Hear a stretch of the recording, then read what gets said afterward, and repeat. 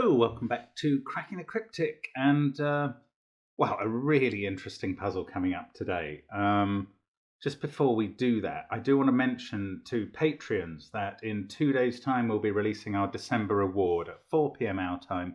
You'll then have 20 days to solve the 4 puzzles involved and send us the solution if you're interested in trying to win a prize from the channel and being in for the prize draw. And it'll take you a lot less than the 20 days. Last times might have taken 20 days. The Brilliant PBN Institute was 45 puzzles, and even though the first few were easy, the last few weren't, and people took quite a few days about it. This one you may be able to get done, well, reasonably quickly. There's some very nice puzzles within them from setters who've sent them into the channel. And thank you for doing that. If you are interested in sending puzzles into the channel, the how to do it is in the description field below the video, along with our email address and all sorts of links. Obviously to Patreon, to the Discord server where fans of the channel chat about all kinds of things connected with Sudoku and other stuff. To what other links? We've got all our apps that you can buy. We've got links to Sven's SUDOKU pad and our merchandise, which we will get to in just a second. In fact, we'll get there now because I'm just going to run through the rules of this puzzle and then we'll start. And this has been sent to us by Nordi. Now you will see that there is only one number in the grid and one square. Now the regions are a different shape, so normal Sudoku rules do not apply. Irregular Sudoku rules apply. The digits 1 to 9 must appear in each row, in each column, and in each marked region. So 1 to 9 in all of those. The cell with a grey square must contain an even digit. That's that one.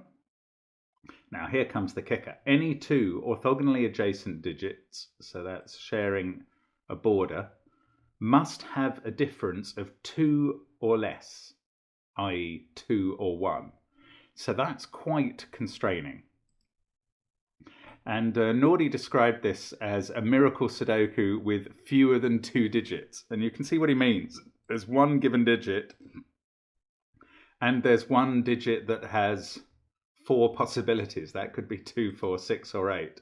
So in Mitchell Lee's famous miracle Sudoku, there were 2 digits provided. Here, there is 1 1/4 digits provided, perhaps. So we really have gone down from that. And I expected when I saw this email that we'd be looking at a knight's move and a king's move thing. No, he's just done this apparently with this difference of 2 or less and the irregular regions. So I'm really interested to see how it works. I don't know, but I'm going to start now. So as the t-shirt says, I don't know if you can see that, let's get cracking. There we go. So that's part of our merchandise. So what are we going to do? Well, around the 7, obviously the digit touching it is either 5, 6, 8 or 9 because of this difference of 2 or less rule. Now, within a region, you see, I think, okay, I'll tell you what I think is going to happen here, is I think we're going to get a diagonally patterned grid. And I think 7 is going to be in all of those cells. Okay, I don't normally do this. Yeah, you have to think about where 9 goes in a region, especially the region with the 7 in. Wherever 9 goes in a region, it's either at an end or it has to be sandwiched between the 7 and the 8. We haven't been told that this is a cyclical adjacency, so that 9 is not next to 1. 9 will always have to be next to 7 or 8. So if we'd been given a 9, there, say, we could immediately fill in 7 and 8 all around it, and they'd form pairs, and you'd know that the 9 in this cage would have to be next to 7 and 8, that sort of thing, or at the end of the cage, because they're all strings, they're all snakes, these cages. So what I think is going to happen, I'm going to show you the solution. That's what I'm going to try and do. Let's put 7s in there, and 7s, in on those cells. Then I'm going to try and logically prove it. I imagine this is going to be the 9. I mean, it's possible 9 goes there, but let's put in the 9. And I'm just showing you what I think happens here. 8 there. Now, 8 is always next to 9 or 7 or 6. So it can't be 9 or 7 now. So 8 must be next to 6. 7 now on the other side is going to have to be next to 5. 6 now on the other side is going to have to be next to 4. Oh, and I've picked the wrong one somehow. 5 on the other side is going to have to be next to 3, and that's going to hit this. So that's wrong. Okay, so I got it the wrong way round. I'll just fix that by, let's make all the 9s 0. Now, the 5s, that is where the 9 goes in this region if it doesn't go there. I worked that out at the start. So actually, they're 9s.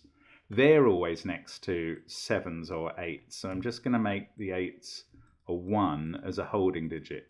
Yes, this will work. The 9 is now next to 8 every time. The 7 on the other side has to be next to... No, don't worry about the 7. The 8 now has to be next to 6. So let's get rid of the 6s. I'll just put a holding digit of 2 in there. The 8's always going to be next to 6. The 7 now is always going to be next to 5. They're the things I've marked as zeros. Now forget the 1s and 2s. The 6 is always going to have to be next to 4 now. So we'll get rid of these 4s as well for now. Sorry, I don't have enough spare digits. So it's going to tell me I'm wrong in a moment. So let's just take out a digit while I fill those in, because I'm not submitting this as my final solution. 4 there. Now 5 is always going to have to be next to 3. 4 is always going to have to be next to 2, and therefore these, oh bother, these become 1s. These, I had the 1s and the 2s the wrong way around, obviously. We get a 3 in there. That's the correct solution.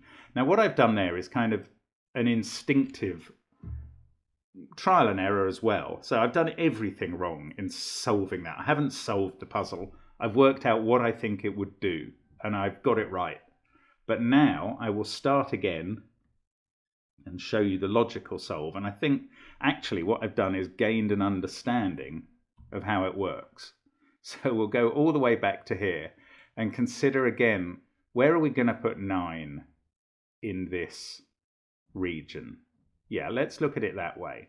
9 in a region is always at an end of it, because they're all linear regions. They may have bends in, but they all go from one end to another. So 9 could be at the end of a region with 7 or 8 inside it. Or if it's not there, it's somewhere in the middle of the region with 7 and 8 surrounding it. Now that means that none of these cells can be 9, because you can't get 7 in another position in this region other than where it already occupies. So 9 is going to have to be in one of those two positions in this region. Then that is always going to have to be flanked by either just a 7 or an 8, so that would be 8, or up here. Let's just get rid of these pencil marks because they're confusing at the moment. So 9 must be flanked by 8. Now 8 is clearly not next to 7, so 8 must be flanked on the other side by 6. 7 now must be, well, if we had a region in which 7 was in the middle, it would have to be flanked by 9 and 5. And I think what we're going to find is that however we fill these in, we are going to end up with a single pattern that effectively repeats in the puzzle. Now let me see if I can work out how we can go about proving that a bit more clearly. This is weird, to already know what the solution is, but be looking for the logic to underpin it. Sorry about that, but this is a very unusual puzzle.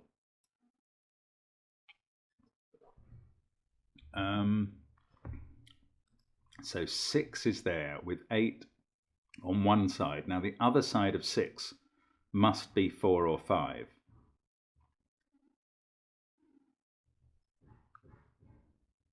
Because it can't be 7 or 8.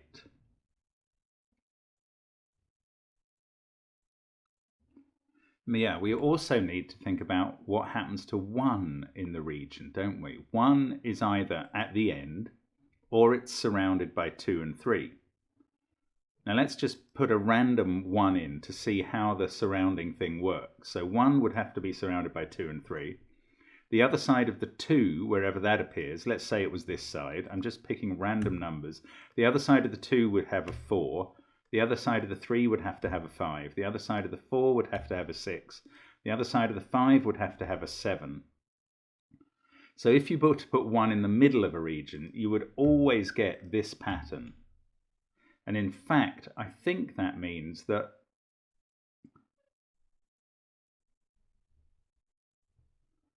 yeah, I mean, it certainly means that if you have 1 or 9 in the center of a region, then this cycling pattern of digits, 8, 6, 4, 2, 1, 3, 5, 7, 9, 8, 6, 4, 2, 1, 3, 5, 7, 9, etc., must occur radiating out from it. But how do we know for sure that there are central cells in regions that have 1 and 9 in it? I think we can be very confident that this pattern is basically always repeating. So up here, we're either going 9, 8, 6, 4, 2, 1, 3, 5, or from the other end, we're going 9, 8, 6, 4, 2, 1, 3, 5, 7.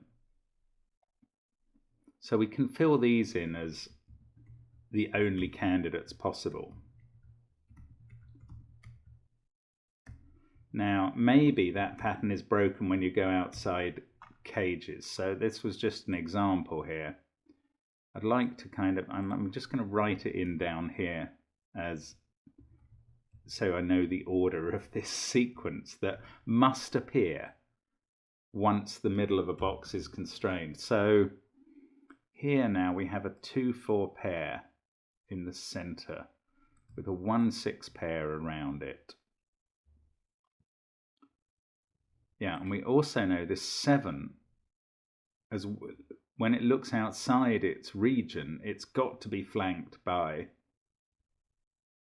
5, 6, 9, or 8. And on this side, it's either seeing a 5 or it's seeing a 9 and an 8.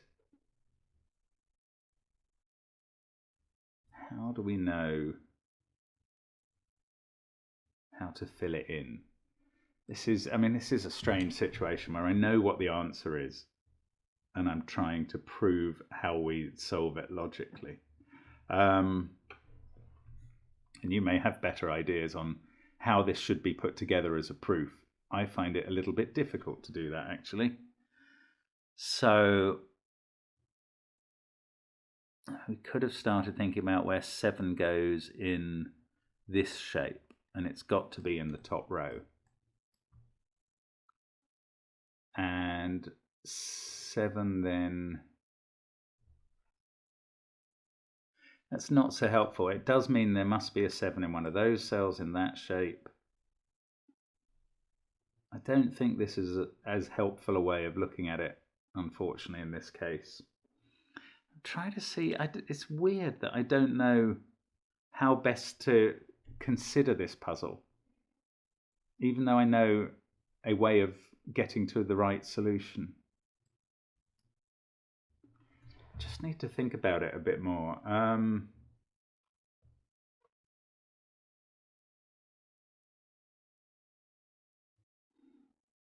So one of these is a 1, and its other side has to be a 3. The other one is a 6. And wherever the 3 goes, its other side, if it had one, has to be, well, if there was a 3 there, this would have to be a 5 to be next to the 7. Otherwise, there'd be a 3 there. We'd be going 3, 1, 2, 4, 6. Then you'd have to have 5, 7, 8, and 9 in this group of cells. That would be 7 or 8 because it would be connecting a 6 and a 9. think it would have to go 8, 9, 7, 5, because you couldn't connect 5 any other way if that's not the 5, and it's not. It would have to go 5, 7, 9, 8. Okay, so let's fill those in. 5, 7, 9, 8 with 3 over here. But if 3 is here, next to the 1, then it goes 1, 6, 2, 4, 3. Then we have to have a 5, which is fine to be next to the 7. That's good. Then we have 7, 8, and 9 to fill in. Now, interestingly, this could be 7 or 8, just considering the row on its own. This could be, this is next to a 5. Ah, this has to be 7. Because we only got 7, 8, and 9 to fill in, and it's next to a 5. So that is actually 7. We can fill that in as a given digit. And then this can be, what have we gone? We've gone 1, 3, 5, 7. We've had 2, 4, 6. 8's had to be over there. This is a 9. So again, 7 is being flanked by 5 and 9 here. And I mean, it's interesting. I suspect you can prove this all the way. So if this region went 7, 5, 3, which would have a 5 here as well. Again, you could ask the same sort of questions. Ah, this one is either going to have to connect. Ah, yes, okay. It's either going to have to connect 4 and 8, and that must be with a 6, same as this would be, or it's connecting 2 and 3. And then you start asking about where 1, now theoretically that could be 1, 2, 3, or 4. But when you start wondering where 1 goes in the region, which has to only be next to 2 and 3, I think you'll find that 1 has to be here if that's a 1, because those are 2 and 3. Let's just try and come up with a proof of that. That's because you'd be going 1, 4, 6, sorry, 1, 4, 1, 2, 4, 6, 8. Ah, yes, in this case you'd have 7, 9, 8. The 8 would have to be next to 6. The 7 would have to be next to 5. Yes, and as you continue this progress all through each cage, each region, I mean, well, don't put the 3 in. The 7 would have to be next to 5 once this was 7, 9, 8, 6. The 5 would be there. The 6 would now have to be next to a 4. The 5 would now have to be next to a 3. This is how it works. The 4 would have to be next to a 2, and this would have to be a 1, and it couldn't be 2, 3, and 4 anymore. So again, it's always going to be the same as that cell. And what you can actually do as you work your way through this puzzle is to build up these colors. You know, exactly the same stuff is going to apply here. Let's go through and work it out.